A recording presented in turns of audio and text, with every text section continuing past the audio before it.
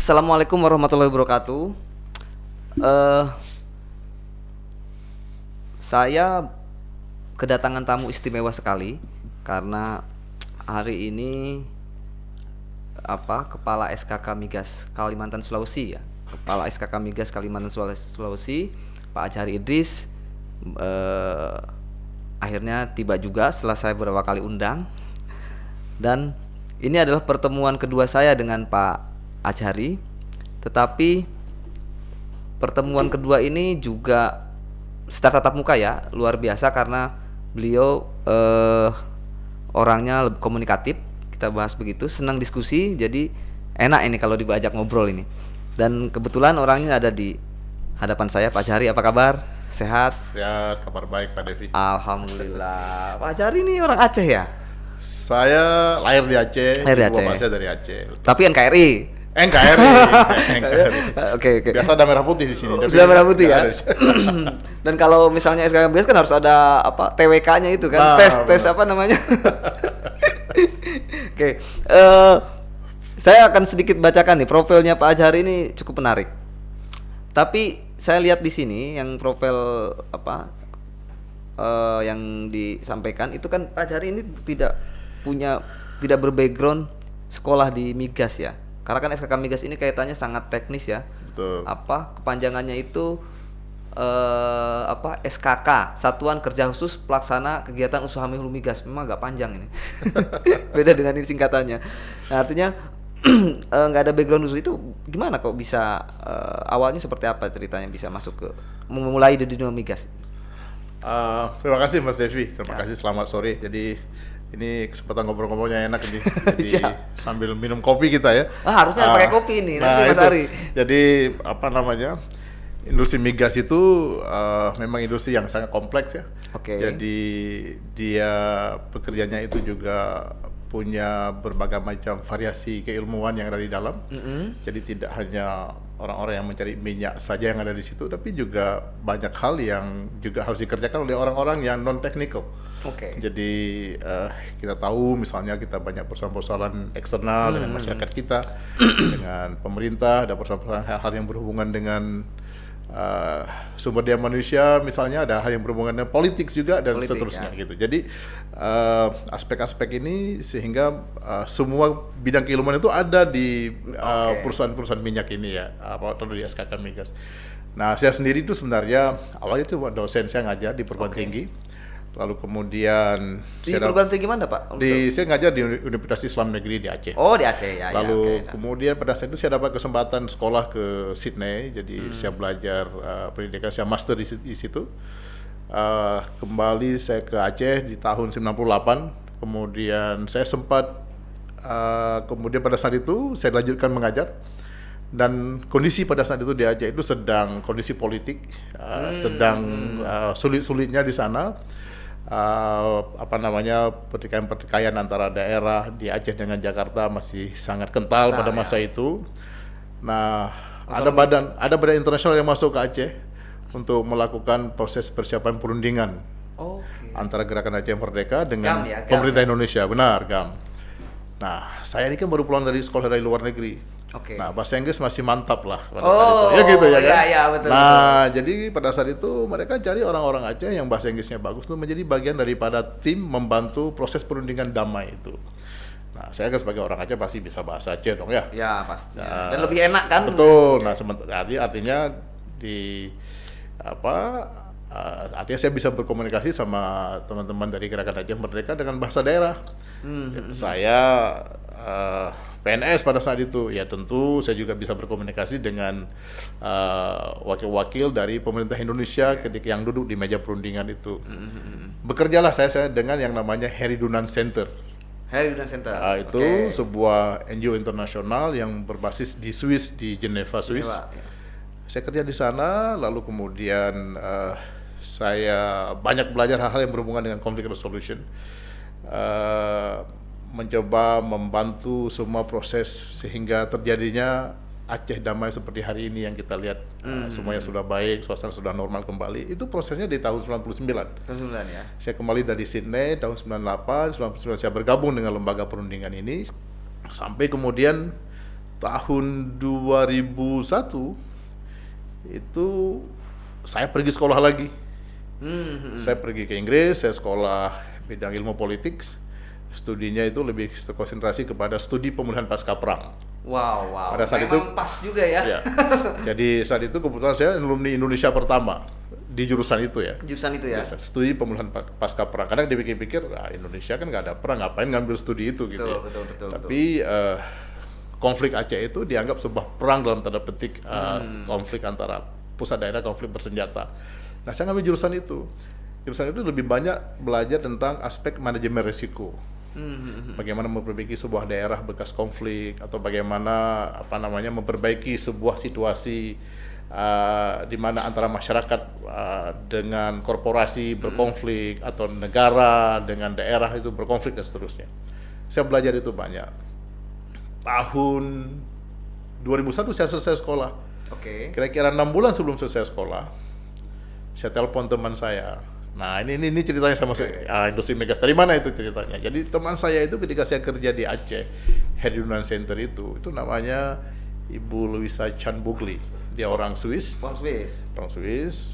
Saat itu dia sudah bekerja sebagai senior advisor untuk CEO-nya Unokal di Amerika pada saat itu. Dia tidak lagi di Head Yunnan Center. Unokal itu sekarang Chevron ya. Sekarang jadi Chevron ya. Betul. Nah, akhirnya apa?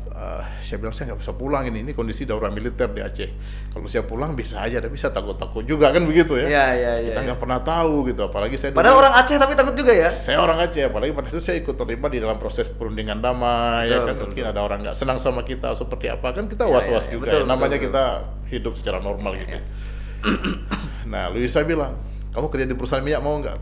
Wah, perusahaan minyak, saya nggak ngerti. Saya bilang, saya nggak pernah belajar perusahaan minyak. Saya bilang, waduh, orang-orang yang kerja sekarang di perusahaan minyak 20 tahun awalnya masuk juga nggak ngerti katanya. Gitu kan. Nah, akhirnya saya dari London terbang ke Washington, saya ketemu dengan Ibu Louisa ini. Saya dipertemukan dengan CEO-nya Chevron pada saat itu di sana. Kita langsung sama CEO-nya Chevron ya? Salah satu CEO-nya, ada beberapa CEO. Jadi kita ngobrol-ngobrol, Unokal ya, mohon maaf, bukan Chevron. Jadi kita ngobrol-ngobrol di salah satu cafe di sana, after office hours begitu. Ya, ada 15 menit lah karena mereka juga buru-buru mau pulang. Terus dia tanya, Sari, where do you want to start work? Kapan Anda mulai bekerja? Katanya. Saya bilang, saya pulang dulu ke Indonesia, saya ketemu keluarga, anak-anak, istri dan sebagainya. Karena selama saya di UK sekolah itu nggak saya bawa keluarga.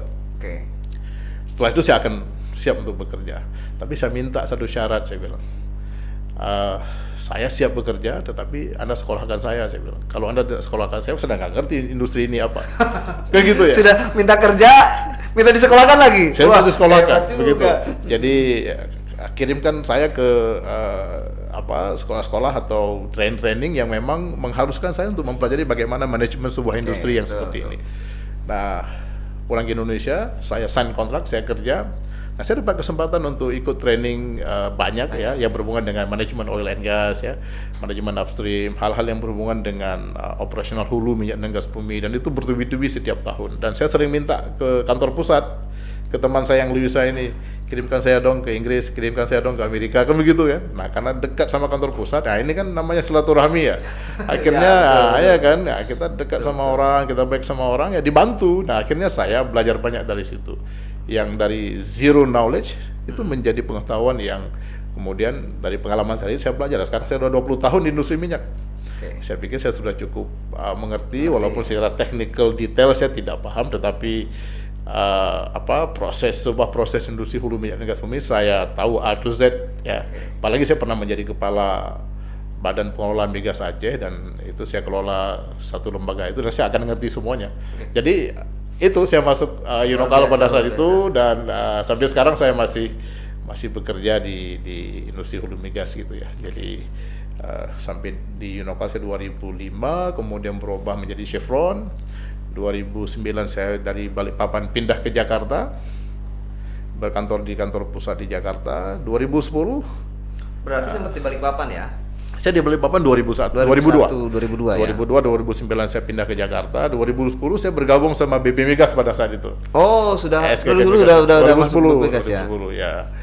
Jadi dari 2010 terus kemudian 2016 saya ditugaskan oleh pimpinan SK Migas melalui Kementerian SDM untuk membantu pembentukan Badan Pengelola Migas Aceh. Aceh dengan otonomi khusus itu kan dia hasil perundingan damai antara Gerakan Aceh Merdeka dengan pemerintah Indonesia, lahir Undang-Undang Pemerintahan Aceh. Nah, Undang-Undang Pemerintahan Aceh itu ya cikal bakal ini betul. lokal ya. Jadi salah satu klausulnya itu menyebutkan bahwa pemerintah Aceh boleh mendirikan badan, salah satunya partai lokal, dan untuk bisa mengelola migas sendiri dengan mendirikan sebuah lembaga Badan Pengelola Migas Aceh. Nah, alhamdulillah saya dapat kesempatan melakukan proses dari zero sampai sekarang lembaga itu sudah berdiri. Jadi saya bangun lembaganya, saya bangun kantornya, saya bangun sistemnya, saya rekrut pegawainya, dan sekarang sudah beroperasi. 2019 saya selesai tugas, saya kembali ke Jakarta, lapor Pak Menteri, saya sudah selesai. Kelihatannya di sana perlu ada kepala yang tetap. Sekarang sudah ada kepala yang tetap. Saya kembali ke SKK Migas di mana saya asal usulnya kan begitu. Iya. Nah, Mei 2021 kepala SKK Migas nugasin saya sebagai kepala perwakilan Kalimantan Sulawesi. Gitu. Mei 2021. Oh, nah, panjang gitu. Sekali, tapi lika-likunya luar biasa ya. Berarti salah satu yang kan sekarang Aceh juga sistemnya sendiri ya. Misalnya apa namanya ini lokal di sana, sistemnya beda dengan PSC pada umumnya ya. Sistem PSC-nya beda, tidak beda, mohon maaf. Dia ada sistem cost recovery dan juga ada sistem cross split ya yang berlaku secara nasional. Bedanya apa dengan? Tidak ada beda. Jadi Badan Pengelola Migas Aceh yang ada di Provinsi Aceh itu adalah SKK Migas Mini. Jadi kalau dulu misalnya kepala SKK Migas di Jakarta itu bicara, kami bekerja mengelola hulu minyak dan gas bumi itu mulai dari Aceh sampai Papua. Nah, sejak ada PPMA, kepala SKK Migas itu bicaranya begini, saya mengelola kegiatan usaha hulu minyak dan gas bumi mulai dari Sumatera Utara sampai Papua. Ya, Acehnya nggak ada. Ada lembaga sendiri. Ada lembaga sendiri. Jadi ya. Dia punya SKK Migas Mini di sana yang hanya mengelola satu provinsi. Oke, tapi apa bedanya dengan itu? Sistemnya sama semuanya, tidak ada berbeda. Lembaganya beda, ini ya? Lembaganya itu dan juga di bawah Menteri SDM. Dia adalah perpanjangan tangan Kementerian SDM. Tapi nggak di bawah SKK Migas? Tidak di bawah SKK Migas. Dia independen dan dia berkoordinasi dengan gubernur di daerah. Jadi rencana-rencana kerja, investasi dan sebagainya itu berkomunikasi sama gubernur dan Menteri SDM. Oke, berarti Pak Jari juga berkontribusi ya dalam mendirikan. Saya yang mendirikan lembaga itu. Wah. Jadi itu saya bilang tadi, saya bangun kantornya, saya rekrut pegawainya, saya bangun sistemnya. Jadi saya alihkan sistemnya yang ada di SKK Migas Jakarta ke Badan Migas Aceh yang kadang-kala misalnya di SKK Migas organisasinya besar, itu saya harus bikin streamline, lebih kecil sesuai dengan kebutuhan di daerah dengan mengelola perusahaan-perusahaan minyak yang terbatas jumlahnya begitu ya. Dan fungsi dan perannya sama. Fungsi kepala misalnya dia harus tanda tangan kontrak penjualan gas dan sebagainya. Itu sama semuanya. Fungsi pengawasan dan ininya sama persis. Sama persis. Cuma dia lingkupnya satu provinsi aja. Ya, betul. Nah, betul. Jadi saya sampaikan sekarang kepala SKK Migas bilang kami bekerja mengelola hulu minyak dan gas bumi di Indonesia dari Sumatera Utara sampai Papua. Nah, kalau dulu dari Aceh sampai Papua, gitu aja bedanya. Menarik profilnya Pak Ajari ternyata ya. Gitu. Dan memang betul. Dulu saya sempat ikut diskusi dengan teman-teman jurnalis di Jakarta. Ternyata memang di beberapa media di Jakarta itu yang khusus untuk menangani atau di des migas gitu ya. Itu harus syaratnya harus di des politik dulu. Jadi wartawan itu kan biasanya dikeliling ya. Misalnya des politik ekonomi. Nah, ini yang masuk ke des migas itu harus dari berpengalaman di des politik. Jadi nggak sembarangan misalnya wartawan tiba-tiba udah kamu des migas, tidak. Ini ada cerita seperti itu, wartawan media besar lah ya di Jakarta. Jadi dia harus ke politik dulu, baru ke migas. Artinya apa?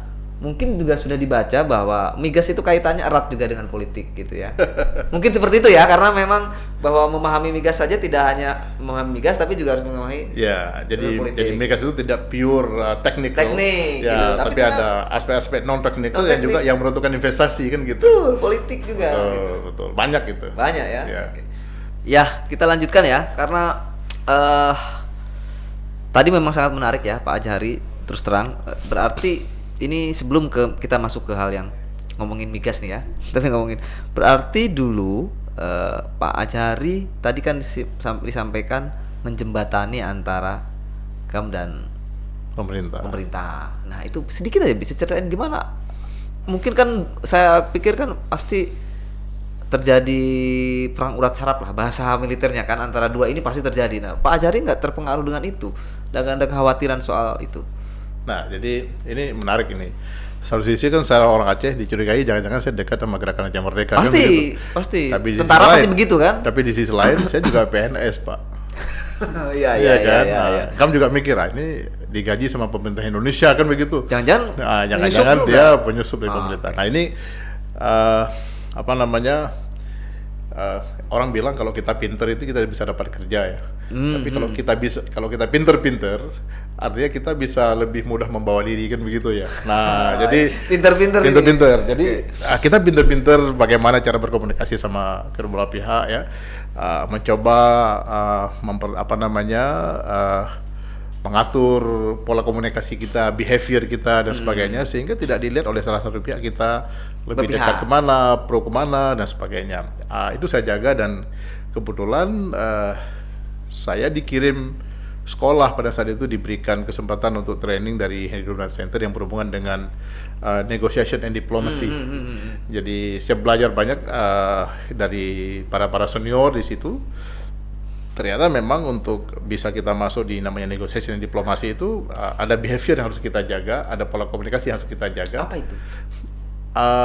Behavior itu lebih kepada kita bagaimana kita membawa diri ketika kita berkomunikasi.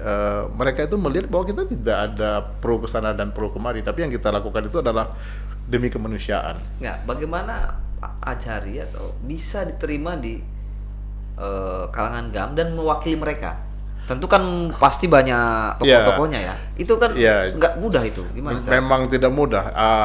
Saya pasti dicurigai di awal-awal itu. Sempat juga ya? Sempat pasti ya. Saya diinterogasi, ditanya ya. Tapi kemudian dalam perjalanan proses perundingan itu, yang dari hari ke hari kita sudah lakukan deep communication dengan kedua belah pihak. Oke. Akhirnya secara natural itu memang saya akrab, dan kemudian kedua belah pihak ini sendiri juga dalam proses itu juga menjadi akrab mereka. Akhirnya akrab. Akrab mereka. Jadi ketika mereka akrab, saya juga akrab. Jadi itu sudah menjadi hal yang normatif komunikasi rutin hari-hari. Misalnya setiap pagi kita ada pertemuan face to face dengan teman-teman dari wakil daripada pemerintah dan wakil dari Gerakan Aceh Merdeka. Lalu kemudian berbicara bagaimana kita melakukan proses supaya kondisi di Aceh bisa aman ya, masyarakat bisa hidup tenang, kalau ada perbedaan diselesaikan secara baik-baik seperti itu.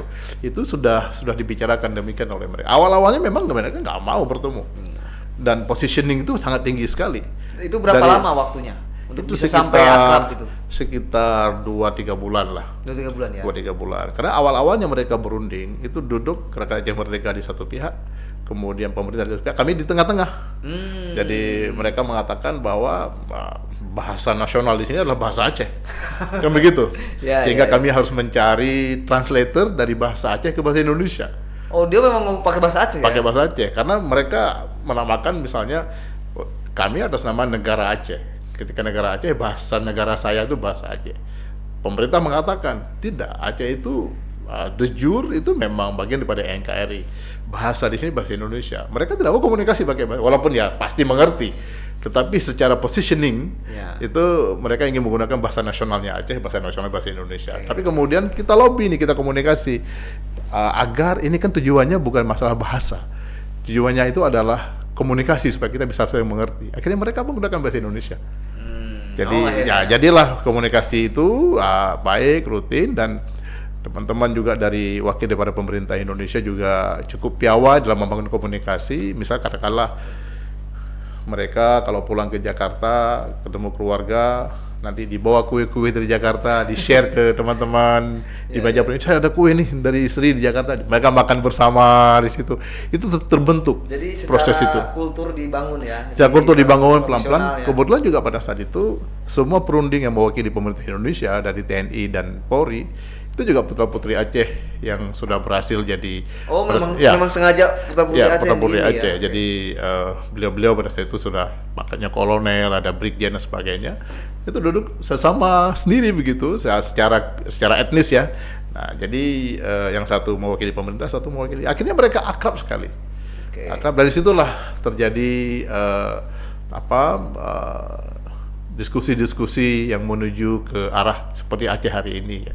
Contoh misalnya ada pengungsi di sebuah daerah begitu ya. Itu mereka bersama-sama pihak RI mengatakan, pihak pemerintah, oke, kami komunikasi dulu sama Polda, sama Kodam, sama Kodim dan sebagainya. Kita siapkan jalan supaya itu aman semuanya.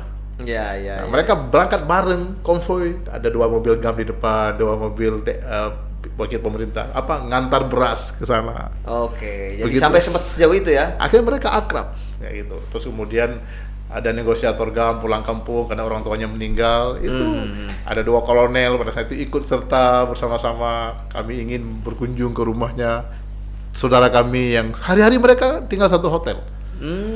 Jadi hotel itu, kok nggak salah saya itu 3 lantai ya. 3 lantai paling atas? Paling atas itu Gerakan Aceh Merdeka. GAM. Paling bawah itu pihak pemerintah Indonesia. Kami di tengah-tengah. Oke, berarti kalau ada apa-apa yang tengah-tengah ini paling duluan. jadi mereka ya, kita di tengah-tengah itu. Iya. Menarik dan sampai itu sampai berapa lama itu di hotel itu? Sampai 2 tahun. 2 tahun itu tinggal di hotel? 2 tahun tinggal bareng. Oh. Tinggal bareng mereka di situ. Jadi itu hotel apa namanya, kalau boleh Hotel tahu? Kolatripa. Kolatripa itu lokasinya di Banda Aceh, di depan Masjid Raya Baitur Rahman. Oh, di masjid itu. Betul, tapi sekarang ini sudah dilalui, hotel itu sudah rusak ya ketika tsunami itu sudah ini. Tapi punya sejarah luar biasa di situ. Oke, jadi hotel itu yang ini betul, ya. Betul. Oke, menarik sekali soal GAM. Saya sebenarnya tertarik, tapi oke lah, itu nanti cerita diskusi lagi berikutnya. Kita akan ngomong nih soal kondisi migas di Kalimantan, Sulawesi. Gitu kan, kalau saya lihat Kaltim ya. Kalau saya lihat kan kemarin di data Kaltim adalah produsen nomor 3 di antara setelah Jawa Timur, Sumatera sama Kaltim ya, kalau nggak salah. Kalau nggak salah ya, saya lihat datanya itu. Nah, apakah kondisi ke depan gitu? Gimana kondisi ke depan? Apakah ini migas ini akan terus membaik gitu dalam pandangan dari SKK Migas atau seperti apa? Saya dulu waktu SMP itu guru fisika pada saat itu mengatakan bahwa ini migas kita akan habis nih dalam 15 tahun yang akan datang gitu. Itu baru SMP? Ketika saya SMP. Itu artinya itu sekitar hampir 30 tahun yang lalu ya gitu kira-kira. Jadi habis katanya. Ternyata memang benar itu habis kalau kita tidak melakukan proses-proses pencarian lagi, kan begitu ya. Kalau nggak ngempur lagi. Kalau nggak ngempur lagi ya, kemudian di sumur-sumur yang sudah ada kita kerja ulang di sumur-sumur itu ya, kita masuk lagi, kita lihat di mana kita bisa tambah produksi seperti itu. Nah, Kalimantan dan Sulawesi ini punya prospek yang cukup bagus ya. Jadi teman-teman geologis ya atau geoscience itu sering mengatakan bahwa di sini ada basin yang masih punya cadangan yang cukup bagus. Nah, itu kan harus dibuktikan ya. Betul. Tapi memang dari perusahaan-perusahaan yang sekarang sedang bekerja di sini itu memang sudah mereka buktikan bahwa ada minyak dan gas bumi di sini. Gas bumi yang lebih dominan. Gas ya. Nah, kita tahu bahwa baru-baru ini 2017 kan Eni yang perusahaan Italia Eni Morabako, Eni Morabako, ada Eni East Pinggan. Mereka itu menjadi produser terbesar di Kalimantan Timur sekarang. Sekarang untuk gas ya. Berarti Blok Mahakam kalah ya? Blok Mahakam yang dulu sekarang menjadi ya, PHM itu setengahnya dari Eni. Setengahnya dari Eni? Berarti paling tinggi Eni? Iya, kira-kira 60% dari Eni. Itu di mana ininya? Di sumurnya? Selat Makassar. Itu masuk ke kita atau masuk ke Kaltim atau ke Makassar? Kalau kita dari nautical mile itu kan di bawah, di atas 14 mil laut ya. Jadi itu masuk ke pemerintah pusat. Tapi kan semua proses bisnis itu dan kegiatan-kegiatan bisnis itu kan ada di perairan Kalimantan Timur. Oke. Maksudnya kalau masuk ke pusat berarti nggak ada DBH dong? Dan bagi hasil ini kalau bagi orang Kaltim DBH agak ini. Iya, gimana? Seperti itu. Kalau misalnya 14 mil ke atas itu punya pusat. Berarti nggak ada DBH. Kalau itu kan tidak ada hak untuk daerah. Oke. Makanya nggak ada PI di situ ya. Ya. Untuk Eni ya. Tapi pemerintah provinsi bisa aja meminta ke pemerintah pusat lewat Kementerian SDM. Bisa ya itu. Contohnya bisa begini. Contohnya begini. Ketika kami dulu di Aceh itu ada satu blok namanya NSO, Non Sumatra Offshore, yang dikelola oleh ExxonMobil pada masa itu, kemudian berubah menjadi Pertamina Hulu Energi. Nah, Aceh itu minta ke menteri, bisa nggak ini kita dapat PI-nya dari blok itu, walaupun itu tidak berada di perairan Aceh dalam pengertian di atas 12 mil laut. Tetapi kalau ditarik garis lurus kan lebih dekat ke Aceh. Nah akhirnya Pak Menteri itu memberikan hak, silakan Aceh untuk mengelola PI 10% dari blok itu. Ini prosesnya lagi dilakukan di sana. Artinya hal serupa juga bisa terjadi. Menteri boleh memberikan itu. Nah, ini tergantung mungkin nanti gimana pemerintah Kaltim mencoba. Berarti pemerintah Kaltim bisa meminta yang itu, sebetulnya bisa mengajukan ya? Ya bisa aja mengajukan. DBH dan PI. PI-nya, tapi DBH-nya kan mungkin ada peraturan di atas 12 mil laut itu kan tidak. DBH nggak bisa, yang memungkinkan adalah PI. Kalau Menteri memberikan itu dia bisa kelola PI yang dari ENI itu. Berarti tinggal bagaimana lobinya dengan Menteri kan? Ya, jadi dia lebih dekat kepada provinsi penghasil kan? Ya betul. Provinsi penghasil kan. Tapi ini lebih dekat ke kita apa ke Sulawesi? Ke Kalimantan Timur. Lebih dekat ke kita ya? Kita kalau terbang dari Sepinggan itu sekitar 30 menit. Saya baru 2 hari yang lalu ke sana. Ke fasilitas produksi offshore-nya Jangkrik namanya. Oh, Jangkrik namanya. Ya. Oh, bukannya punya Chevron ya dulu Jangkrik? Punya Chevron itu Weseno yang dalam ya. Ganal, Gehem ya. Nah, sekarang ini kan itu masih satu daerah dengan itu? Masih di Selat Makassar semuanya. Disebut di Kutai Basin, di cekungannya yang ada di Delta Mahakam itu. Berarti IDD ya itu ya? Itu IDD. Jadi IDD lain lagi. Jadi IDD itu sekarang ini kan masih bloknya Chevron ya. Nah ini sedang dalam proses transisi untuk pengalihan operatorship. Ya mudah-mudahan nanti apakah ENI atau perusahaan lain akan mengambil alih mungkin blok Chevron itu. Oh, Chevron yang IDD. Memang mau dapat lagi ya? Sedang dalam proses untuk pengalihan operatornya ya. Itu permintaan Chevron sendiri atau pemerintah? Ini kan bisnis to bisnis ya. Jadi blok itu kan masih Chevron punya secara legalitas PSI kontrak ya. Nah dia atas putusan pemerintah tentunya dia boleh mengalihkan operatorship ke pihak lain. Nah ini IDD punya potensi cadangan yang cukup besar ya. Diprediksikan kalau misalnya ini berjalan normal semuanya 2025 kita bisa produksi, itu gas bisa dapat 800 juta kubik feet per hari bisa dari situ. Wah itu target nasional capai dong ya? Tidak, jadi setidak-tidaknya kalau itu bisa ini kita mungkin berkontribusi di 30%-an produksi nasional. 30%. Nah, saat ini gas kita yang ada di Kalimantan Timur dan Kalimantan Sulawesi ini kita berkontribusi terhadap gas nasional itu sekitar 21%. Ya, dan minyak atau liquid itu sekitar 9-10%. Seperti itu, jadi hampir 30% dari sini. Makanya yang tadi Mas Devi bilang bahwa ini kita berkontribusi besar, betul memang kita artinya kan sekarang LNG Montang masih hidup, ya kan itu dari gas yang diproduksikan sekarang oleh PHM sekitar 400 mm per hari, kemudian si ENI itu sekitar 700 ya 680 600 sampai 700 mm per hari, jadi itu masih lumayan besar. Dan sekarang ini seperti PHM misalnya dia berproduksi itu rata-rata di atas 105% dari target nasional. Tapi gini, kemarin kan sempat saya cerita sama Prusda MMP ya, yang mengelola PI-nya Blok Mahakam, katanya memang agak penurunan produksi karena jadi kalau PHM masih cukup bagus produksinya, dia bahkan di atas rata-rata. Di ENI juga bagus ya. Sekarang ini dalam proses memang ada sumur yang sedang kita kerjakan untuk produksi bisa terus lanjut.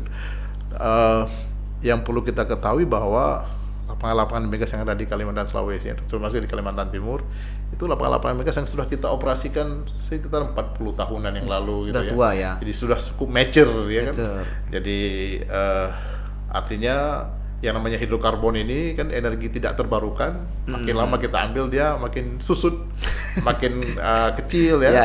Terkecuali ada proses-proses untuk pencarian sumber-sumber baru atau mengerjakan kembali sumur-sumur gas atau sumur-sumur minyak yang sedang berproduksi, yang sudah lama berproduksi, siapa tahu nanti bisa kita tambah produksinya. Nah, seperti apa supaya bisa dilakukan itu? Nah sekarang ini kalau kita lihat itu kan dulu ada Faiko, sekarang jadi PHSS, Pertamina Hulu Sanga-Sanga, dulu ada Chevron, sekarang menjadi PHKT, Pertamina Hulu Kalimantan Timur, dan total jadi PHM, diambil alih oleh Pertamina. Nah, dua PSC yang namanya PHKT dan PSS, mereka kan melakukan operasional di lapangan yang cukup marginal gitu ya, dari sisi produksi gitu. Jadi seharusnya mereka itu bisa produksi lebih baik jika melakukan pengoboran tambahan, apakah pengoboran development, pengembangan atau pengoboran eksplorasi. Nah, caranya seperti apa? Nah, mereka mengatakan bahwa lapangan yang kami ambil dari Faiko, lapangan yang kami ambil dari Chevron, ini lapangan yang tingkat keekonomiannya itu sulit. Nah, begitu. Okay. Nah, dengan sistem mekanisme kontrak PSC yang ada sekarang. Nah, mereka mengajukan kepada pemerintah untuk mendapatkan insentif-insentif baru. Nah, kalau misalnya split bagi hasilnya misalnya. Nanti kita akan bahas sendiri soal insentif-insentif migas ini. Gitu. Satu lagi sebelum kita masuk ke situ. Sudah ada kan tadi sumurnya udah tua ya. Nah, mungkin tahun ini apakah sudah dibangun sumur pengembangan ya? Berapa jumlah sumur pengembangan yang dibangun atau sumur yang ada sumur pengembangan kan ada sumur baru ya gitu ya? Betul. Jadi, berapa jumlahnya yang untuk sumur-sumur eksplorasi sumur-sumur pemboran eksplorasi yang kita rencanakan di tahun 2021 itu ada sekitar 13 sumur di Pertamina Hulu Mahakam, Sanga-Sanga, EP, PHKT, PHI Nunukan, ada Eni West Ganal dan Multi Arta ya. 15 ada 13 tahunnya. Tapi realisasinya memang belum maksimum, baru 3 sumur yang realisasi. Kendalanya apa itu, Pak? Faktornya banyak. Jadi awal-awal memang faktor yang paling mendasar itu ketika masa Covid itu ya. Covid. Terus kemudian juga itu tadi teman-teman kita yang dari K3S yang berhubungan dengan tadi mereka mengajukan insentif itu, mungkin insentifnya belum dapat. Mereka berpikir nih kalau saya ngebor lalu kemudian nanti insentif nggak dapat, kalau tingkat keekonomiannya nggak bagus, ini saya rugi dong ya kan. Akhirnya begitu ya. Ya, walaupun Pertamina ini adalah BUMN milik negara, tapi kan Pertamina juga dapat tugas dari negara untuk mencari keuntungan kan begitu. Nah, akhirnya menjadi pertimbangan. Nah, karena itu supaya jumlah sumur pengoboran itu bisa bertambah banyak bagi perusahaan-perusahaan seperti ini mungkin dia diperlukan keputusan pemerintah yang cepat. Karena makin lama keputusan-keputusan pemberian insentif yang diminta oleh perusahaan ini itu makin lama dia melakukan kegiatan pengoboran dan sebagainya. Nah, makin beresiko untuk kita menambah produksi. Karena kan namanya migas kita lakukan hari ini belum tentu besok langsung jadi duit kan begitu ya. Betul. Ya, masih ada waktunya. Hari ini mungkin setahun 2 tahun lagi mungkin baru bisa seperti. Kadang ada yang 5 tahun gitu. Ya, kalau eksplorasi seperti itu. Jadi perlu waktu, Mas. Seperti itu. Itu yang mengakibatkan juga tadi PI pendapatan PI-nya itu turun karena produksinya turun ya. Mungkin salah satunya itu ya. Pertama itu, tapi kemudian juga sebelum tahun ini kan tahun lalu kan harga minyak juga masih belum begitu bagus ya.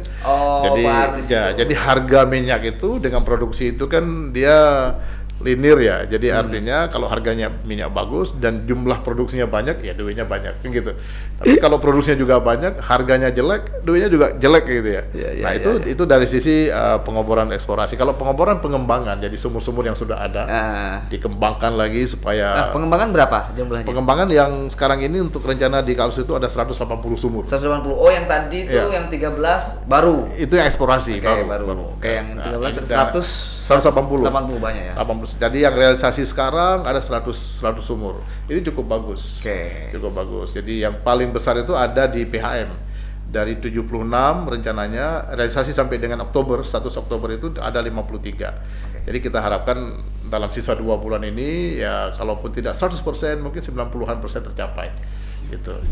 Itu kita lagi genjot ini. Itu tadi supaya produksi kita itu tidak berada di borderline gitu ya, di batas yang menakutkan begitu. Jadi kalau nanti kita produksinya terus menurun, kemudian suplai gas kita ke Bontang berkurang, nanti bisa-bisanya LNG Bontang itu nggak bisa beroperasi, Mas.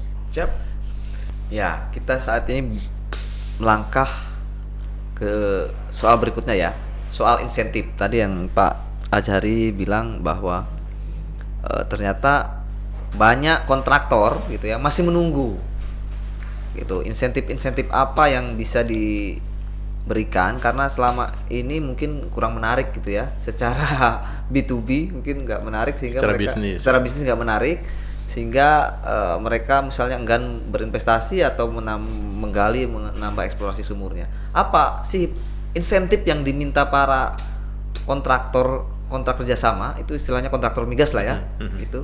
Itu seperti apa sih yang mereka? Jadi insentif itu kan ada banyak macam ya. Salah satu contohnya misalnya bagi-bagi split. Contoh misalnya katakanlah kalau minyak itu kan biasanya 85-15 ya. 15% untuk kontraktor, 85% negara.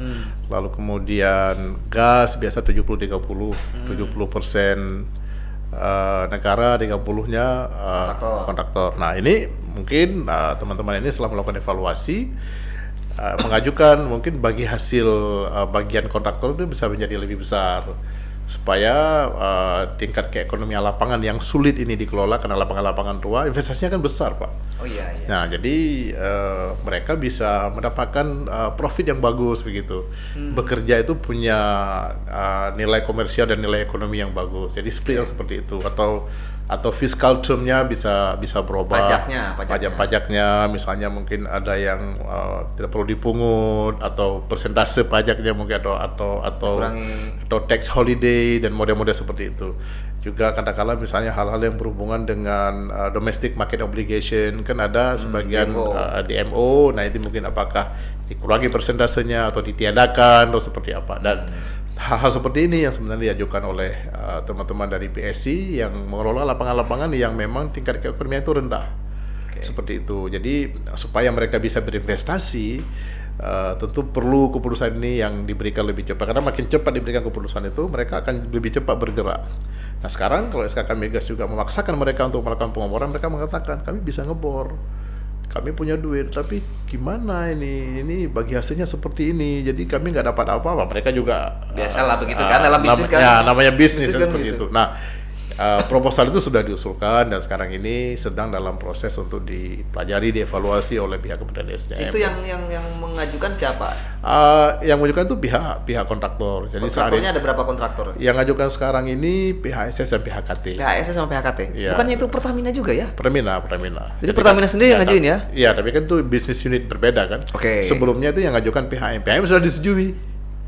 Nah, makanya tadi dia punya rencana sumur sampai 70-an di tahun ini. PHM dan dia memang kejarin dan produksi dia di atas rata-rata kan, 105% gasnya gitu. Jadi tinggi karena memang dia sudah melihat ini punya nilai ekonomi tinggi begitu. Jadi ketika dia invest mungkin splitnya juga bagus. Nah, sehingga dia punya semangat bekerja lebih maksimal. Nah, teman-teman lain tuh lagi menunggu. Nah, ini kita harapkan kalau cepat diberikan ini, jadi peningkatan produksi bisa lebih cepat kita harapkan karena dia akan ngebor lebih banyak. Kekhawatiran tadi bagi-bagi hasil untuk daerah, nah ini dengan harga minyak ini kan mendekati ke $80 per barel. Itu juga diharapkan juga akan memberikan bagi hasil yang bagus untuk daerah gitu ya. Nah ini yang kita ini. Gini, teman-teman, bahwa di Kaltim itu kan kemarin saya cerita dengan Pak Rudi Rubiandini itu, ternyata kontur tanah di Kaltim itu struktur migas ya, bahasanya itu yang itu kecil-kecil gitu, sehingga harus banyak dibor gitu, harus banyak di sumur. Jadi sumur sini dibor sini gitu. Jadi satu wilayah kerja itu bisa banyak sumur gitu. Nah, karena memang konturnya kecil-kecil kan, pori-porinya kecil-kecil lah, bahasanya begitu mungkin. Nah, tapi tadi katanya untuk banyak mengebor itu butuh investasi yang besar. Dan tadi yang disampaikan Pak Azhari kaitannya dengan permintaan-permintaan yang diminta kontraktor ya terkait dengan bagi hasilnya bertambah. Cuman kan pertanyaan saya begini, kalau bagi hasilnya bertambah bukannya itu harus merubah undang-undang ya? Tidak. Kalau DBH kan tadi kalau 30, 70, 15, 85 itu kan DBH bagi hasil antara pusat daerah. Kalau ini yang diperlukan keputusan dari Pak Menteri itu adalah lebih kepada bagi hasil si kontraktornya dengan pemerintah. Itu kan cita bisnis ya. Kalau bagi hasil daerah memang sudah ada undang-undangnya kan, itu kan ada Direktorat Pengembangan Keuangan Pusat Daerah. Oke. Nah kalau ini kan tidak, jadi ini yang berhubungan dengan katakanlah misalnya sekarang ini. Berarti kan PSC-nya yang dirubah. PSC-nya dia akan berubah. PSC-nya yang PSC dirubah. akan berubah. Ya PSC berubah itu kan SKK Migas mengajukan usulan jadi ceritanya begini, pihak kontraktor itu operator mengajukan ke SKK Migas. SKK Migas mengevaluasi mana yang patut, mana yang tidak patut, mana yang wajar, mana yang tidak wajar kan begitu, mana yang persentasenya boleh seperti ini atau seperti apa, kan ada analisa-analisa itu oleh timnya SKK Migas, kemudian disampaikan ke Pak Menteri SDM untuk diambil sebuah keputusan. Ketika nanti ada keputusan itu, terjadilah PSI kontrak yang lama menjadi PSI kontrak yang baru dengan term and condition yang berarti itu yang baik cuma menteri aja ya? Menteri aja. Tidak perlu harus DPR buat undang-undang, nggak perlu ya? Tidak. Oke. Jadi ini yang sedang ditunggu. Dan mudah-mudahan kita harapkan cepat. Dan saya pikir kemarin ini sudah diajukan, berarti SKK Migas sudah ngajuin? Sudah. Jadi kemarin Wakil Kepala SKK Migas datang ke Kalimantan Timur khusus memang untuk mengkomunikasikan itu kepada pihak K3S untuk mendapatkan informasi-informasi tambahan dari pihak K3S. Dalam hal ini kemarin itu pihak SS dan pihak KT. Untuk kemudian nanti mungkin SKK Migas akan memberikan input-input tambahan ke Kementerian SDM dengan argumentasi-argumentasi yang lebih kuat supaya keputusan itu bisa cepat diberikan gitu. Nah, saya tanya, apa tawaran yang diajukan oleh yang diajukan SKK Migas ke kementerian? Berapa porsi pembagiannya? Persisnya saya tidak lihat dokumen begitu ya. Jadi saya mungkin harus lihat dokumen itu siap. Tapi artinya ini sudah dikerjakan. Soalnya dalam prosesnya itu sedang berjalan. Nah, mudah-mudahan itu cepat adalah keputusan itu tadi. Jadi kita harapkan yang tadi kekhawatiran ini terus drop produksinya itu nanti mungkin di tahun-tahun yang akan datang akan mulai pelan-pelan naik gitu ya. Seperti itu. Nah, itu diperlukan. Saya juga diskusi dengan Pak Rudi juga begitu katanya. Ya harus bekerja dan butuh investasi besar dan harus ada rangsangan-rangsangan. Betul. Rangsangan itu. Pertanyaannya gini, seberapa yakin Pak Adjari ketika itu disetujui, misalnya bagi porsinya diperbesar lah, taruhlah misalnya minyak jadi dari 85-15 ya menjadi 20-80 misalnya kan gitu. Berapa persen keyakinannya itu akan meningkatkan produksi atau lifting migas di Kaltim atau secara Indonesia? Iya. Jadi teman-teman dari perusahaan minyak itu kan sudah punya data yang cukup akurat, dievaluasi bersama-sama dengan SKK Migas. Jadi sumur-sumur yang diajukan insentif itu adalah sumur-sumur yang secara geologi itu terlihat dia masih punya potensi. Gitu. Jadi kita masih sangat yakin bahwa itu produksinya bisa naik gitu ya. Cuma berapa besar naik kan kita harus kerja dulu, ya kan? Karena yang namanya di bawah sana itu hanya kita bisa prediksikan, tapi pembuktiannya kan setelah kita masuk ke dalamnya ya. Iya betul. Ini kita yakin Pertamina dengan kemampuan orang-orang yang bekerja di Pertamina, teknologi yang ada dan sebagainya, dan kita memang sekarang kan sudah punya data dari sumur-sumur yang akan kita masuk kembali, namanya well work ya, kerja-kerja ulang di sumur-sumur yang sedang kita produksikan ini, atau sumur-sumur yang sudah mungkin tidak diproduksikan, tetapi kalau kita masuk lagi kita bilanglah dengan bahasa kasar, kita korek-korek kembali, mungkin akan keluar lagi gas, keluar lagi minyak ya dari situ. Nah, SKK Migas itu sangat yakin bahwa kita masih ada barang di situ, tapi kita harus masuk lagi. Nah, masuk itu kan namanya pengoboran ulang, kerja ulang di sumur-sumur itu kan perlu biaya. Nah, supaya teman-teman ini mau mengeluarkan biaya itu, yaitu tadi mereka minta insentifnya supaya biaya investasi nanti dengan prediksi produksi yang akan dia capai di masa yang akan datang itu sesuai gitu ya. Gitu. Jadi kalau sekarang dia masuk dengan prediksi produksi yang akan datang seperti apa begitu, dengan split kontrak yang ada sekarang, bagi mereka mungkin nilai ekonominya terlalu rendah. Jadi tidak cocok barangkali untuk mereka kerjakan. Seperti itu. Ya artinya wah, nilai pekerjaan ini nggak sesuai nih dengan apa yang diinvestasikan. Gitu. Mungkin kan punya bayangan seperti itu. Betul. Nah, ya tadi kaitannya bahwa yakin bahwa itu akan tumbuh, cuman kan prakteknya adalah ya harus dilihat dulu kan, maksudnya itu harus dikebor. Betul ya kan teman-teman kita di SKK Migas kan timnya subsurface yang mengetahui potensi-potensi cadangan yang masih ada di bawah itu. Kan ketika diajukan sumur-sumur rencana pengembangan ya, kerja ulang dan sebagainya itu sudah dipastikan bahwa sumur-sumur itu memang ada cadangan yang masih bisa diangkat kembali begitu ya. Nah, kalau enggak kan nggak akan disetujui. Betul. Nah, tapi kan kemudian ketika kita bilang, SKK kasih bilang ini Anda bisa bor di sini, Anda bisa bor di sini, Anda bisa bor di sini. Ini kita setujui, ini tidak kan begitu. Nah, kadang-kala ada 10 sumur yang disetujui untuk dikerja ulang. Nah, kan teman-teman dari perusahaan minyak kan akan melihat, oke, kita akan investasi sekian. Kayak gitu. Tapi ketika investasi sekian, kalau baginya begini, kayaknya berat juga ini. Nah, ya kan. Yang namanya perusahaan kan dia bekerja supaya dapat profit. Betul. Ya kan. Seperti itu. Jadi ada tugas SKK Migas bersama dengan Kementerian SDM untuk memastikan bahwa mereka mendapatkan insentif yang cukup bagus dan mereka bisa bekerja. Dulu juga PHM juga seperti itu ketika diambil alih dari Total, lalu kemudian PHM jadi operator. Awalnya juga sulit lapangan-lapangan yang ada di bawah Pertambangan Rumah Hakam, tapi kemudian mereka mengajukan insentif diberikan. Nah, mereka sekarang agresif melakukan kegiatan. Nah, kita harapkan ini akan ada PHM baru seperti itu. Pertanyaannya begini, insentif itu akan mempengaruhi pada agresi pekerjaan. Apakah tidak? Tentu kan ngomongin insentif ada uang yang dikeluarkan ya oleh negara. Kan khawatir sebagian orang, bagian negara makin sedikit dong. Kan begitu kan? Kalau aku kasih insentif ke ini lagi lebih banyak, berarti bagian negara nanti kedepannya lebih sedikit dong, gitu. Ya. Gimana menurut Pak Ajari? Tentu ada perhitungan ya. Jadi bagian negara tetap akan dapat. Ya. Besar kecilnya itu kan tergantung memang dari sisi kondisi produksi. Tapi juga harus dilihat bahwa apakah kita memang mau mendapatkan lebih besar. Tapi kemudian tidak ada yang mau kerjakan, nggak dapat apa-apa juga kan begitu. Atau ada yang mau mengerjakan, tapi kita juga masih dapat gitu ya. Tapi juga lebih penting bukan hanya itu, pertumbuhan ekonomi yang juga harus dilihat. Pertumbuhan ekonomi bahwa dengan adanya kegiatan-kegiatan migas di Kalimantan dan Sulawesi ini, ya kan, sekian ribu tenaga kerja masih bisa bekerja, service company, kontraktor, perusahaan-perusahaan, masih bisa hidup. Ini kan juga roda perekonomian dia. Memang secara langsung duit yang masuk ke kantongnya negara mungkin agak sedikit mengecil karena ada perubahan-perubahan seperti tadi. Tetapi secara tidak langsung masih ada uang yang beredar di sekitar Kalimantan dan Sulawesi karena masih ada kegiatan hulu minyak dan gas bumi. Dan kalau lagi cadangannya ditemukan lebih besar lagi, potensinya lebih besar. Potensinya lebih besar. Jadi ada plus minusnya. Jadi apakah mungkin negara dalam hal ini ingin mendapatkan sebanyak-banyaknya untuk dia, tapi nggak ada yang mau kerja, nggak dapat juga toh.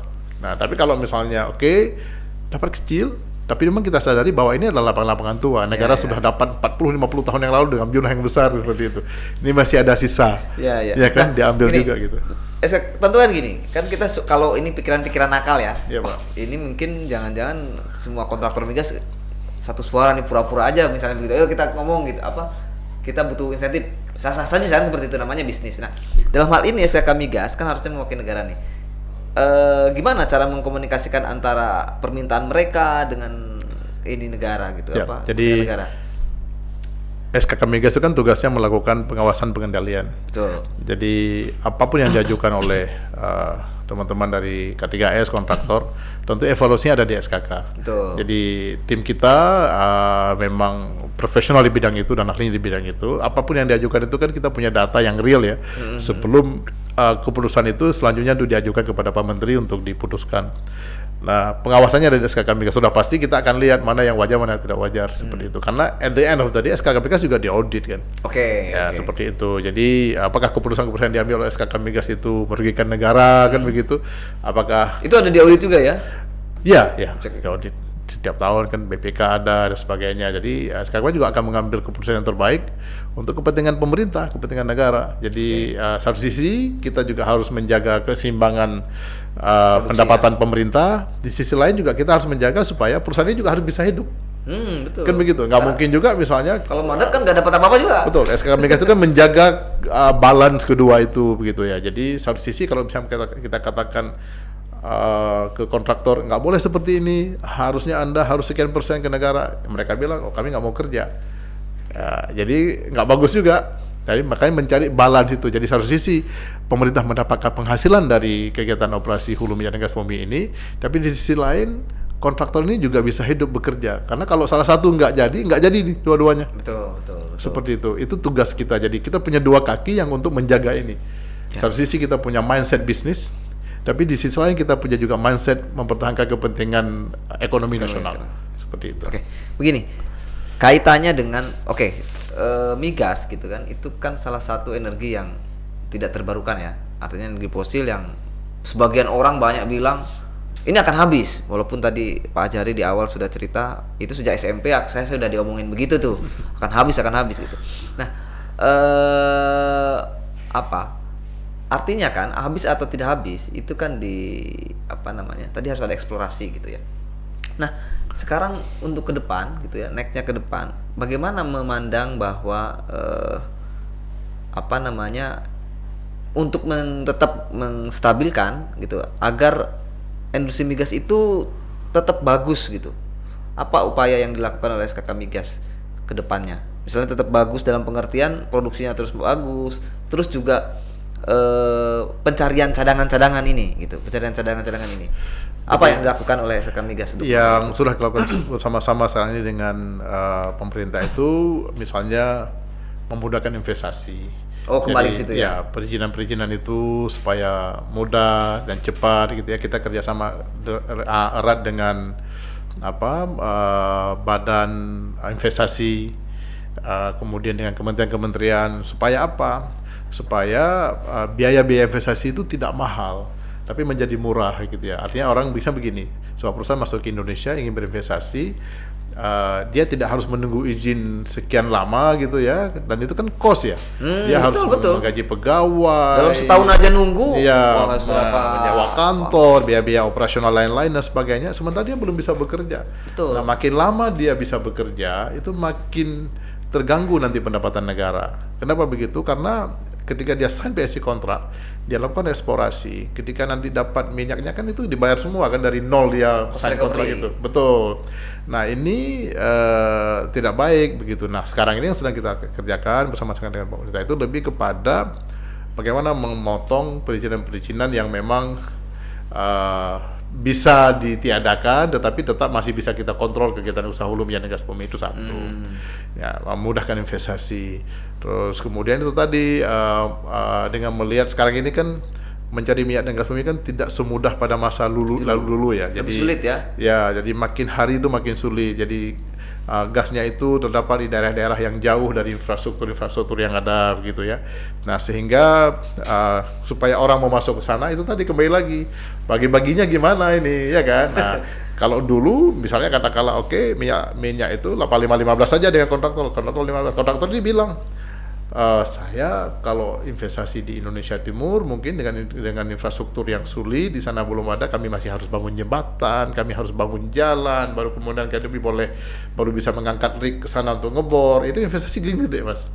Betul. Jadi hal-hal seperti itu yang harus kita perhatikan. Jadi tidak boleh kalau masa lalu itu kan minyak dan gas itu mudah dapatnya terus keluar gitu ya. Sekarang sudah susah. Tempat-tempat yang seperti misalnya di Kalimantan Timur ini kan di Delta Mahakam ya kan. Shallow gas ya apa? Nah, sekarang itu harus masuk ke laut dalam. Laut dalam itu pada kedalaman air 1000 sampai 1500 meter.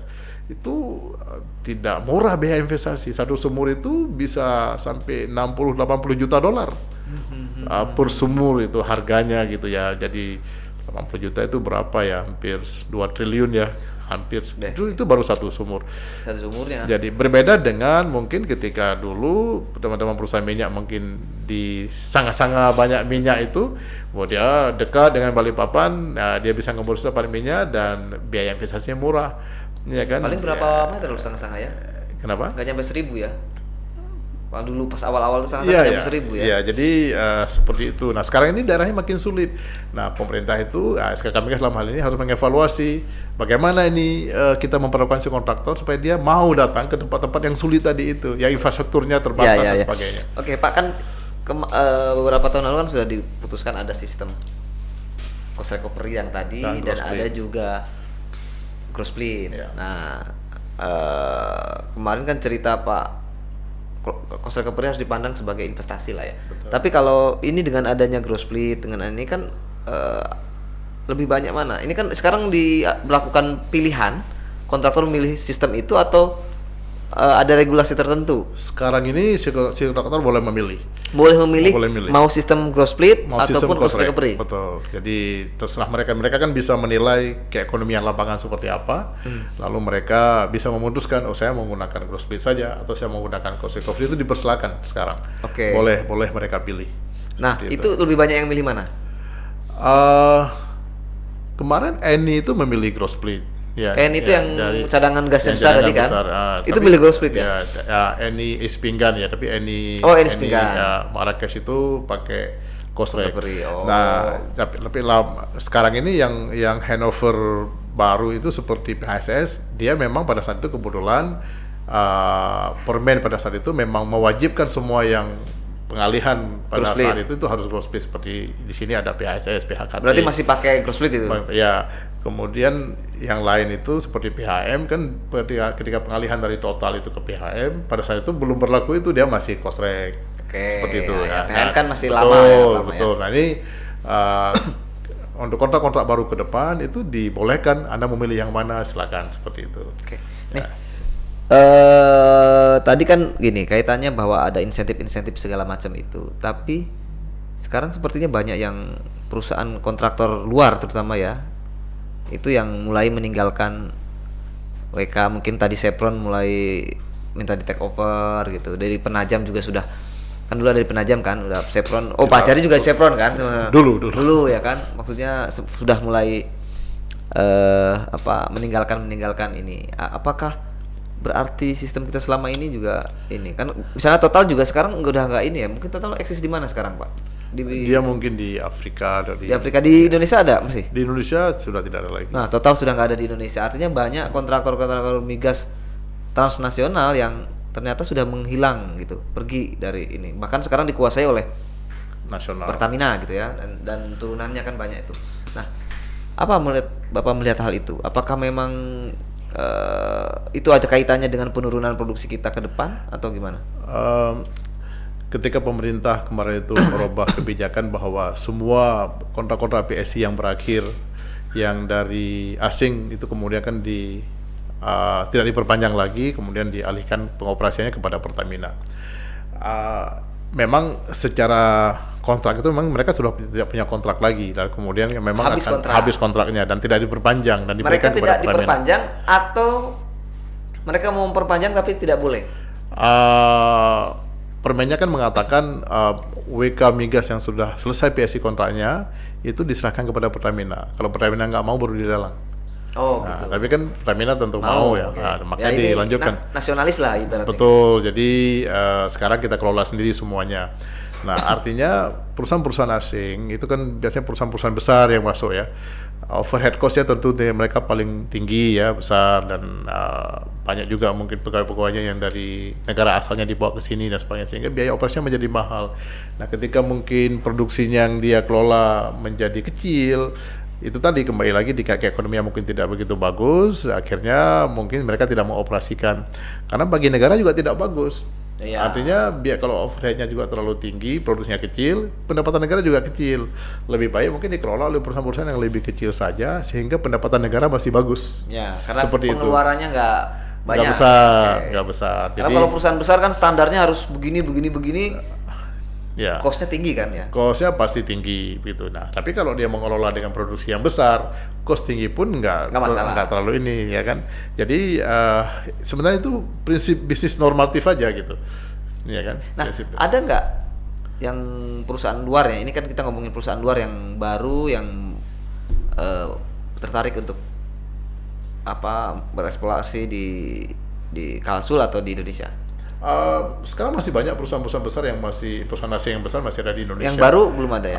Baru tiba-tiba pingin masuk lagi ke ini, bukan yang WK lama ya? Ada yang WK baru, misalnya kadang-kadang kalau kita mulai, karena saya pernah di Aceh gitu ya, ada Repsol di sana, dia akan masuk di Laut Andaman. Repsol ya? Setahu saya Repsol ini merek motor balap gitu ya. Jadi itu salah satu perusahaan minyak terbesar juga di dunia gitu ya. Jadi dia punya blok di wilayah Laut Andaman itu. Nah, dia akan ngebor. Itu kan baru perusahaan itu di sini, ya kan. Walaupun dia punya WK juga di daerah Jambi, sedang dalam proses untuk produksi. Jadi itu sana ada. Kemudian ada Mubadala Petroleum. Mubadala. Yang di sini ada di Selat Makassar, dia juga ada di Aceh. Kemudian ada Premier Oil ya. Kemudian ada ConocoPhillips juga masih di Natuna. Itu kan perusahaan-perusahaan Amerika yang gede gitu ya, masih banyak. Terus kemudian ada ExxonMobil di Cepu gitu, ada BP Indonesia di Papua. Oke, jadi gitu. intinya Ada Eni di sini Kalimantan Timur gitu. Intinya kan Eni itu Italia Italia. Artinya bahwa banyak perusahaan luar masih tertarik di kita ya. Jadi mereka bukan keluar karena tidak senang sama Indonesia atau apa, bukan sama sistemnya masih bukan karena itu. Artinya itu tadi bahwa ada PSC kontrak yang sudah berakhir. Kemudian pemerintah mengatakan serahkan kepada Pertamina, kalau nggak mau baru nanti dilelang gitu. Jadi ya Pertamina tentu mau karena diserahkan oleh pemerintah, dia harus kelola. Nah ya otomatis tidak ada di sini lagi kan, gitu. Seperti Chevron misalnya di Rokan di Pekanbaru kan berakhir juga kontraknya, diserahkan kepada Pertamina. Nah sekarang Pertamina Hulu Rokan yang di sana. Nah tapi ada Chevron masih di sini. Di Selat Makassar di Laut Dalam. Nah, mereka masih dalam proses, belum tahu nih akan seperti apa. Ganal. Ya, jadi di situ Jangkrik mereka apa? di IDD namanya kan. Weseno ya. Ya di Indonesian Deepwater Development. Itu mereka masih ada di situ. Nah, mungkin mereka sedang mengevaluasi apakah mereka akan lanjut atau seperti apa. Nah, tentu mereka punya hitung-hitungan bisnis ya kan. Namanya ini bisnis gitu ya, padahal ada hitung-hitungan plus minus US dollarnya seperti apa kan begitu ya. Oke. Itu. Terakhir, the last question ini kaitannya dengan tadi kan tugasnya adalah bagaimana memberikan kesinambungan lah di industri migas ini. Yang kedua juga tentu kan harus bekerja mencari ceruk-ceruk baru. Nah, ada potensi nggak di wilayah Kaltim, berapa potensi atau yang kira-kira memiliki kandungan migas yang belum dibor atau misalnya belum dieksplorasi di Kalimantan Timur ini, atau kalau nggak di Indonesia, di Kalimantan Timur dan di Indonesia? Ya, Kalimantan Timur ini kan teman-teman mengatakan ini adalah daerah cekungan yang punya potensi besar. Itu ada namanya Kutai Basin gitu ya. Kutai Basin. Kutai Basin. Jadi dan kalau kita lihat dari Kutai Basin itu daerah mana ya? Ini di Selat Makassar. Selat Makassar masih. Selat Makassar. Nah, saat ini kan SKK Migas itu sedang mencanangkan untuk produksi 1 juta barel per hari di tahun 2030. Betul. Nah, kita sebutkan dengan namanya Road to Giant Discovery. Jadi ada daerah-daerah fokus area yang diharapkan di situ akan ada tumbuhan-tumbuhan besar.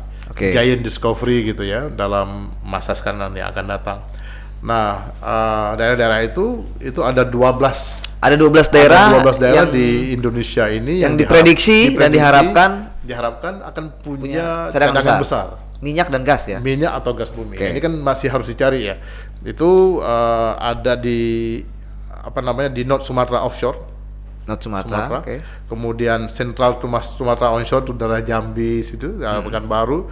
Kemudian South Sumatera Onshore di daratnya. Kemudian kalau di Jawa ada Northeast Java Makassar Strait, itu di sekitar Surabaya Makassar ya. Sekitar situ. Nah, terus kemudian ada Tarakan Offshore. Berarti masuk Kaltara ya? Dulu di daerah Kaltara di atas, dulu kan sempat itu pada Likitan daerah situ. Nah, itu juga diharapkan di situ juga punya potensi cadangan gede. Kalau Tarakan banyak di darat ya? Ya, ada Kutai Offshore yang tadi Kutai Basin issue yang di Selat Makassar ini dan di Delta Mahakam ke sana. Terus kemudian ada Buton Offshore. Itu masuk ke Sulawesi ya? Ya, itu juga ada potensi yang diharapkan di situ besar. Terus kemudian juga ada North Papua Offshore. Ya, kemudian ada ini di daerah Kepala Burung onshore di darat Papua. Papua ya. Betul. Terus ada Warim onshore. Jadi itu di daerah Indonesia Timur juga. Terus kemudian di Selat Makassar di Laut Dalam ini. Di IDD tadi ya, betul. Jadi ada beberapa yang memang konsentrasinya itu ada di daerah Kalimantan Timur ini gitu. Kalimantan Timur dari 12 itu berapa? Ada 5 Ada di sini. 5 Ada 5 daerah dari 12 ya, ada 5 Indonesia. potential target di daerah Kalimantan Sulawesi ini gitu ya. Dan itu sudah ada pemiliknya, blok WK-nya. Jadi sebagian ini kan prediksi ada di mana. Jadi kita bisa jadi nanti itu ada di dalam WK yang sekarang memang sedang dioperasikan oleh sebuah kontraktor. Tapi belum di ini Belum di bor lah ya. belum dibor, atau ada di daerah-daerah yang memang belum ada pemiliknya. Kalau belum ada pemiliknya nanti Nanti akan dilelang oleh lelang. pemerintah, Oh, seperti itu. Seperti pemerintah. Ini sudah diumumkan atau kapan mulai? Sekarang ada yang sudah punya kan di situ di daerah itu, tapi nanti kalau ada yang baru itu akan diumumkan oleh pemerintah. Biasanya setiap tahun itu ketika ada IPA, Oh ya, ya saya itu sudah ada ikut 3 ya, kali IPA. ya betul itu ada ketika ada Indonesian Petroleum Association itu ada conference exhibition Senayan, ya. Senayan dulu ya, kemarin memang online ya selama Oke. masa pandemi. Itu ada lelang-lelang WK atau bahkan sebelum ada IPA, bahkan ketika IPA itu tinggal sign kontraknya. PSI-nya gitu. Jadi ini setiap tahun pemerintah itu kan melelang WK baru. Itu pasti pas di IPA itu rata-rata. Di IPA biasanya kadang-kadang cuma langsung tanda tangan kontrak aja. Oke. Jadi Gitu. tergantung kesepakatan atau Betul, komunikasi di betul. antara keduanya itu ya. Betul. Oke. Ya, mudah-mudahan Ini teman-teman bahwa itu harapan kita bahwa kalau misalnya itu kan tadi ada 5 daerah yang di Kaltim dan ketika itu memang Kalimantan Sulawesi. Kalimantan Sulawesi ya. Kalimantan Sulawesi kalau itu memang bisa dibuktikan dan juga ada mulai proses pemborannya produksinya atau cadangannya besar, tentu warga Kalimantan diharap kecipratan juga ya. Baik itu tapi nasional ya, nggak kena DBH ini. Ini kita belum tahu posisi sumurnya dari Posisi mana. sumurnya ya. Mudah-mudahan nanti posisi sumurnya di bawah 12 mil. 12 mil laut. Sehingga kena DBH-nya gitu. Seperti Sama PI participation interest gitu kan. Kita juga harus ngomong daerah ini nih. Betul. Oke Pak Ajari, terima kasih atas informasinya. Sangat menarik sekali sebetulnya, nanti kita bisa ulas lagi dengan tema-tema tertentu lah ya ke depan. Misalnya saya nunggu tahun depan apakah ada progres lagi dari SKK Migas yang misal kita bisa bicarakan lagi. Baik. Rencana kami SKK Migas di program Kalimantan Sulawesi nanti di awal tahun 2022 kami akan lakukan semacam outlook industri hulu migas Indonesia wilayah Kalimantan Sulawesi. Jadi kita akan tahu nanti kepastian berapa sumur akan kita bor ya, apa saja proyek-proyek yang kita lakukan di sini, bagaimana target produksi kita di tahun 2022 seperti apa. Nah, kita akan lakukan nanti kami undang Mas Siap. Devi untuk diskusi di situ. Wah, Kita bisa lihat jadi prospek Kalimantan Timur di 2022 kita ngapain saja. Oke, Ya, baik. ini sedang kita godok, semuanya nanti kita akan display ke publik. Siap. Seperti itu. Terima kasih, itu tadi Pak Ajhari Idris, Kepala SKK Migas Kaltim. Stay tune. Salam Disway. Terima kasih. Terima kasih.